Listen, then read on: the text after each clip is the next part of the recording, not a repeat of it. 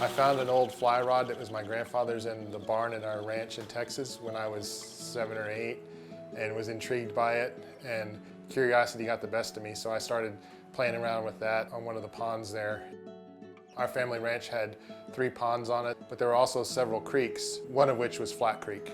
Flat Creek would flow enough that my brother and I could float little rafts down it, and I would take that fly rod out wherever I could. Really just spent hours and hours and days just casting and fishing, catching bass, catfish, sunfish. My dad loved to fish too, and he fished with his father, who loved to fish, and I fished with them quite a bit as well.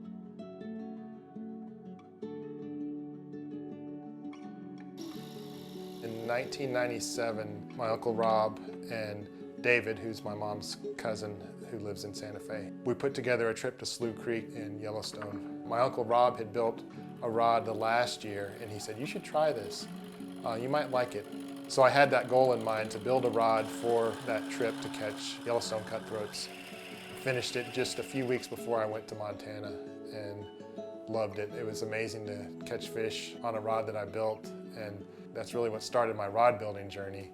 Back then there wasn't YouTube, there wasn't even really much of an internet.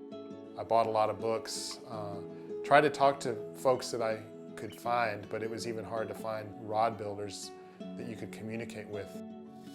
A lot of it was self-taught. Luckily, I'd been buying supplies and building a friendship that's really helped my business and me personally with Bob Wingren. He's been a great mentor to me. As I fished with more people and started talking to people about my rod building, people would ask me to build them a rod. So that kind of gave me an opportunity to put myself out there. Some of my good customers and friends encouraged me, "You need to put a name to this." So my brother actually said, "You need to name it Flat Creek." It really made sense that that's kind of my heritage, but it means something to me. There's a place in my mind that I go when I think of Flat Creek.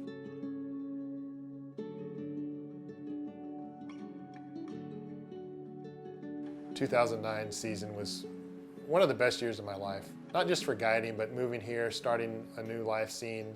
I got engaged to my wife, Amy, and knew I was settling down here, so it was the foundation of kind of the future for me.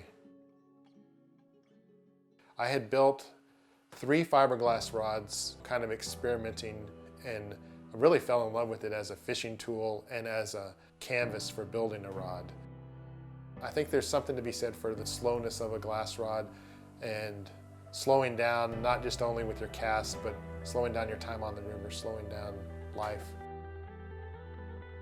It connects me to the water, and it also connects me to the customer.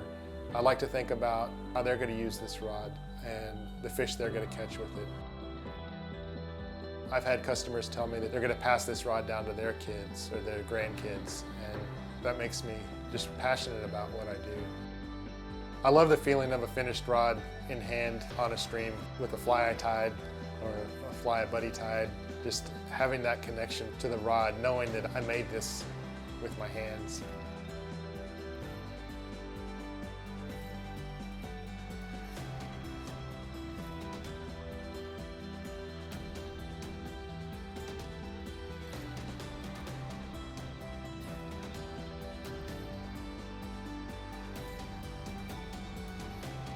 I love being on a small stream and working side by side, just catching fish on dries.